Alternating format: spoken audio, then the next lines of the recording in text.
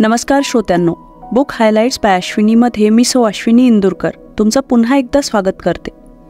आज आपण मार्क सॅनबोर्न यांनी लिहिलेल्या द फ्रेड फॅक्टर या पुस्तकाची समरी ऐकणार आहोत.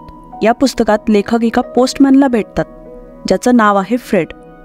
जिथे बाकी सगळे पोस्टमॅन आपल्या कामाला कंटाळवाणं समजतात आणि पत्र इकडे तिकडे टाकून जातात, तिथेच फ्रेड ज्यांच्या घरी पत्र टाकतो त्यांना आपला मित्र मानून त्यांची जास्त काळजी घेत असतो.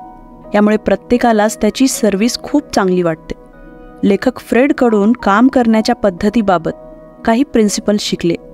त्या प्रिन्सिपल्सला आपण या समरीमध्ये आज समजून घेणार आहोत. या पुस्तकाचे लेखक मार्क यांनी नवीन घर घेतलं होतं. तिथं शिफ्ट झाल्यानंतर काही तासातच त्यांच्या घराची बेल वाजली. दरवाजावर एक तरुण माणूस होता ज्यानं सांगितलं त्याचं नाव फ्रेड आहे आणि तो एक पोस्टमन आहे. तो लेखकाला पत्र देण्यासाठी आला होता. त्यानं लेखकाला विचारलं, तुम्ही काय जॉब करता? तेव्हा लेखकाने उत्तर दिलं, मी एक प्रोफेशनल स्पीकर आहे. ओ, मग तर तुम्ही खूप प्रवास करत असाल, असं फ्रेडनं विचारलं.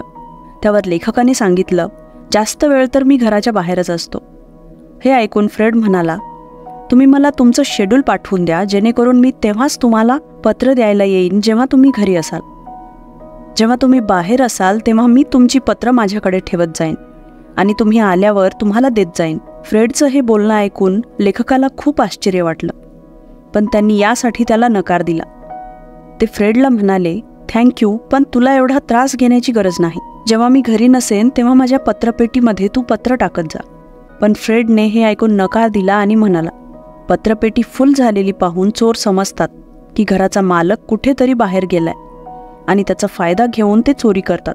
फ्रेड एक सल्ला देत म्हणाला, मी पत्रपेटीत तोपर्यंतच मेल टाकेन जोपर्यंत तो फुल झालेला नसेल.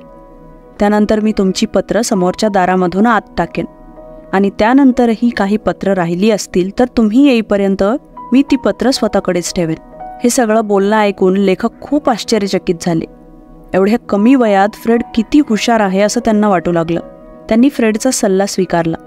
एकदा लेखक ट्रिपवरून घरी परतले तेव्हा त्यांनी पाहिलं त्यांच्या समोरच्या दारातली पायपुसणी ती जागेवर नव्हती.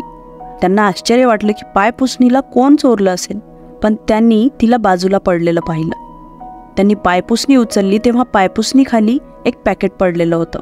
त्यांनी याबद्दल फ्रेडला विचारलं तेव्हा तो म्हणाला, जेव्हा तुम्ही बाहेर होते तेव्हा दुसऱ्या पोस्टमॅनने तुमचं पॅकेट कुणा दुसऱ्याच्या घरी डिलिव्हर केलं होतं. नेमकाच मी तिथून जात होतो तेव्हा त्या पाकिटावर तुमचं नाव आणि पत्ता पाहिला. त्या पॅकेटला चोर घेऊन जाऊ नये म्हणून मी तुमच्या या दरवाजाच्या पायपुसणीखाली लपून ठेवलं. लेखक एवढे प्रभावित झाले की त्यांनी निर्णय घेतला. ते लोकांना प्रेरित करण्यासाठी आपल्या स्पीचमध्ये फ्रेडची स्टोरी सांगतील. आता लेखक जेव्हा कोणतं स्पीच देत तेव्हा फ्रेडची ती स्टोरी नक्की सांगत. खूप लोकांनी त्यांना मेसेजही केला की ती स्टोरी ऐकून ते खूप प्रेरित झालेत. नंतर हे सगळं लेखकाने फ्रेडला सांगितलं. ते ऐकून तोही खूप खुश झाला. सांगायचं तात्पर्य हे आहे की आपल्या सर्वांमध्ये एक फ्रेड आहे. ठरवलंच तर तुम्ही देखील फ्रेड बनू शकता. पण फ्रेड कसं बनायचं यासाठी तुम्ही ही समरी शेवटपर्यंत नक्की ऐका. फ्रेड बनण्यासाठीचा पहिला प्रिन्सिपल आहे, बदल कोणीही आणू शकेल. एका साध्या एम्प्लॉईने ठरवलं तर तो देखील खूप काही बदल आणू शकतो. मग तो काम करत असणारी संस्था मोठी किंवा महत्त्वाची नसली तरीही. एकतर तो काहीतरी चांगलं करेल किंवा काहीतरी चुकीचं किंवा काहीही नाही. फ्रेडला माहीत आहे की त्याचं काम फक्त पत्र पाठवणं नाही तर त्याच्या कामाचा त्याच्या ग्राहकांवर चांगला परिणाम होऊ शकतो. हे माहीत असल्यामुळे त्याला कळालं होतं ग्राहकांचं जीवन जास्त आनंददायी बनवण्यात मदत करू शकेल. तुम्ही जे काही काम करता ते तुमच्या जीवनाचा एक महत्त्वाचा भाग आहे, ज्याशिवाय तुमची ओळख अपूर्ण आहे. पण हे अर्धवट सत्य आहे. खरं हे आहे की काही लोक स्वतःच्या कामाला ओळख मिळवून देतात. असं कोणतंही काम नाही जे महत्त्वाचं नसतं, पण ते काम करत असताना लोकांना वाटतं ते कमी महत्त्वाचं काम करत आहेत. फ्रेड बनण्यासाठीचा दुसरा प्रिन्सिपल आहे, यश हे नातेसंबंधांच्या जोरावर तयार केलं जातं. लेखकाला नेहमी पत्र येत होते, ज्या कामाचे पैसे पोस्टमॅनला मिळत होते. पण फ्रेडला भेटल्यानंतर त्यांनी पाहिलं की फ्रेडची सर्व्हिस अनेक प्रकारे वेगळी आणि उत्कृष्ट आहे. सगळ्यात महत्त्वाची गोष्ट म्हणजे त्याने लेखकाच्या गरजेनुसार स्वतःला जुळवून घेतलं होतं. तो स्वतःच्या कामाला वैयक्तिक काम समजून मनापासून करायचा. जर तुम्हालाही फ्रेड व्हायचं असेल तर तुम्हालाही तेच करावं लागेल. फ्रेड होण्यासाठीचा तिसरा प्रिन्सिपल आहे, पैशांचा विचार न करता इतरांच्या जीवनात तुम्ही मूल्य वाढवा. आपल्याकडे पैसे नाहीत, योग्य प्रशिक्षण नाही, ज्यामुळे आपण यशस्वी झालो नाही असं समजू नका, कारण हे सगळं एक निमित्त आहे. लेखक सांगतात, फ्रेडकडे यापैकी काहीही नाही, फक्त तो आणि त्याचा युनिफॉर्म आणि एक भरलेली बॅग इतकंच आहे. तरीसुद्धा तो किती क्रिएटिव्ह आहे. इथे मुद्दा असा आहे की तुम्हाला तुमच्या प्रतिस्पर्ध्यांपेक्षा जास्त खर्च करण्याची गरज नाही, पण त्यांच्यापेक्षा स्मार्ट काम करणं मात्र गरजेचं आहे. लेखक म्हणतात, काम मिळवण्यावर लक्ष केंद्रित करा आणि त्यासाठी सर्वात चांगली गोष्ट म्हणजे स्वतःला इतके कुशल करा की कंपनी स्वतःच तुम्हाला शोधत येईल. पण यासाठी तुम्हाला एम्प्लॉयरचं सर्वात महत्त्वाचं कौशल्य माहीत असणं गरजेचं आहे. एम्प्लॉयरमध्ये अशी क्षमता हवी की ते एखाद्या निरुपयोगी असलेल्या गोष्टीचं मूल्य देखील वाढवू शकतील. फ्रेड बनण्यासाठीचा चौथा प्रिन्सिपल आहे, स्वतःला नियमितपणे रिइन्व्हेंट करा. रिइन्व्हेंट करणं म्हणजे स्वतःला पुन्हा नव्याने शोधत राहणं. हे करण्यासाठी फ्रेडबद्दल आणखीन माहिती घेऊ आणि त्याबद्दल शिकू. जर फ्रेड स्वतःच्या कामामध्ये एवढी मेहनत करू शकतो आणि क्रिएटिव्हिटी आणू शकतो, तर विचार करा तुम्ही तुमच्या जॉबमध्ये किती क्रिएटिव्हिटी आणू शकाल. लेखकाला विश्वास आहे की फ्रेडप्रमाणेच प्रत्येकजण आपल्या जॉबमध्ये प्रयत्न करून क्रिएटिव्हिटी आणू शकतो, खरं तर त्यापेक्षा जास्त. मग याने काहीच फरक पडत नाही की तुम्ही कोणता जॉब करता. रोज सकाळी तुमच्याकडे पर्याय असतो. लेखक यालाच फ्रेड फॅक्टर असं म्हणतात. लेखक म्हणतात, फ्रेड बना. तुम्ही देखील बदल आणू शकता. तुम्हाला काय हवंय? जॉबला एन्जॉय करणं का रडत रडत जॉब करणं? निवड तुमची आहे.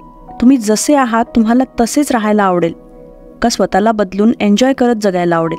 हे फक्त आणि फक्त तुमच्यावर अवलंबून आहे. जर काम आनंदी राहून केलं नाही तर दुःखी होऊन काम करणं त्यापेक्षाही जास्त अवघड आहे. त्यामुळे नेहमी सकारात्मक आणि आनंदी राहा. असुरक्षित आणि नकारात्मक राहू नका. तुम्ही आयुष्यामध्ये जे काम एन्जॉय करत करता त्याला करत राहा. कोणाकडूनच थँक्यू किंवा कोणत्याही स्तुतीची अपेक्षा करू नका. फक्त तुमचं काम चांगलं करत राहा. कोणी तुम्हाला चांगलं म्हणत आहे की नाही याचा तुमच्यावर काही फरक पडायला नको. म्हणून फ्रेड बनायचं असेल तर तुम्हाला काहीतरी वेगळं करावं लागेल. काहीतरी असं जे लोकांच्या आणि तुमच्या जीवनामध्ये आनंद घेऊन येईल. लेखकाने इथे 3 धोरणं सांगितली आहेत जी तुम्हाला फ्रेड बनायला मदत करतील. पहिलं धोरण आहे, जी कोणती संधी तुम्हाला मिळेल आणि जेव्हा तुम्ही त्यात फरक आणाल त्याला ओळखा. हा ओळखलेला बदल तुमच्यामध्ये आत्मविश्वास आणेल. दुसरं धोरण आहे, तुमचे टार्गेट ऑडियन्स निवडा. म्हणजेच जर तुम्ही बिझनेसमॅन असाल तर तुमच्या ग्राहकाला उत्तम सेवा द्या. जसं फ्रेडच्या सेवेला पाहून आपले लेखक आश्चर्यचकित झाले, तसेच तुमचे ग्राहक तुमची सर्व्हिस पाहून आश्चर्यचकित होतील. तिसरं धोरण आहे, वेगळं धोरण ठेवा. जर तुम्हाला फ्रेड बनायचं असेल तर तुम्हाला ही गोष्ट लक्षात ठेवायला हवी की तुम्हाला स्वतःपासूनच सुरुवात करावी लागेल. तेव्हाच बाकीचे लोक तुम्हाला फॉलो करतील. याचा विचार करा की तुम्ही कोणता बदल घडवून आणू शकता. जेव्हा तुम्हाला उत्तर मिळेल तेव्हा त्या बदलाची सुरुवात स्वतःपासून करा. फ्रेड बनण्याची सुरुवात तुमच्या घरापासून आणि कामाच्या ठिकाणामध्ये तुमचं नातं सुधारण्यापासून करा. लेखकाने काही प्रिन्सिपल्स सांगितली आहेत जी तुमचं नातं सुधारण्यासाठी मदत करतील. पहिलं आहे, बी रिअल. ते तुमचे ग्राहक असोत किंवा फॅमिली मेंबर किंवा कोणी मित्र, त्यांना इम्प्रेस करण्यात पडू नका. तुम्ही जसे आहात तसे राहा. कोणताच दिखावा करू नका. दुसरं धोरण आहे, बी इंटरेस्टिंग. इंटरेस्टिंग होण्यासोबतच एक चांगले श्रोते देखील बना. स्वतःचं मत मांडणं ही चांगली गोष्ट आहे, पण समोरच्याचं बोलणं ऐकून त्याला समजून घेण्याचा प्रयत्न करणं ही त्यापेक्षा जास्त महत्त्वाची गोष्ट आहे. जर त्यांना कोणतीही मदत हवी असेल तर ती द्या. इतरांना मदत करण्याच्या सवयीमुळे लोक तुमच्याकडे आकर्षित होतील आणि ते तुमच्या सेवेला महत्त्व देतील. तिसरं धोरण आहे, दयाळू बना. जर तुम्ही दुसऱ्यांना समजून घेऊ पाहत असाल तर स्वतःला त्यांच्या जागेवर ठेवा आणि नंतर विचार करा, कारण ते कोणत्या परिस्थितीमधून जात आहेत ते तुम्ही तेव्हाच फील कराल. त्यामुळे दयाळू बना, कारण प्रत्येक जण त्याच्या जीवनामध्ये संघर्ष करत असतो. आपल्याला माहीतही नसतं समोरची व्यक्ती कोणत्या परिस्थितीमधून जात आहे. चौथं धोरण आहे, बी ऑनेस्ट. खोटं वचन कधीच देऊ नका.